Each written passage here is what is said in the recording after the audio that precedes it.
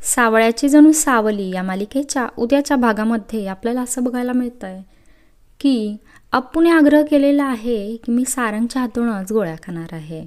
त्याप्रमाणे सावली अप्पूला सारंगच्या रूममध्ये घेऊन आलेली असते. सारंग अगदी प्रेमाने अप्पूला गोळ्या औषधं चारतो आणि सावलीला हे पाहून खूप आनंद होत असतो. आता झोपण्याची तयारी सुरू झालेली असते तेवढ्यात तिलोत्तमाचा सारंगला फोन येतो.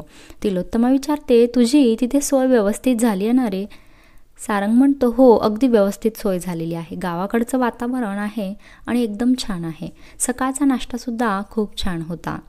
त्यावेळेस तिलोत्तमा विचारते, काय बनवलं होतं नाश्त्याला आणि कोणी बनवलं होतं? सारंग म्हणतो, थालीपीठ होतं, सावलीने ते बनवलं होतं. तिच्या हाताला आई खूप छान चव आहे. हे ऐकल्यावर तिलोत्तमाच्या तळपायाची आग मस्तकाला जाते.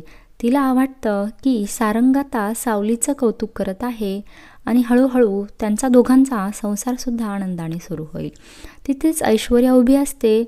तिलोत्तमा म्हणते, तुला वाटत असेल ही खूप छोटीशी गोष्ट आहे, पण ऐश्वर्या अशा छोट्या छोट्या गोष्टीतून संसार उभा राहत असतो आणि मला तेच नको आहे की सावलीचा आणि सारंगचा संसार उभा राहायला नको आहे, कारण त्या मुलीची लायकीच नाही आहे आणि ती मुलगी या घरची सून कधीच होऊ शकत नाही.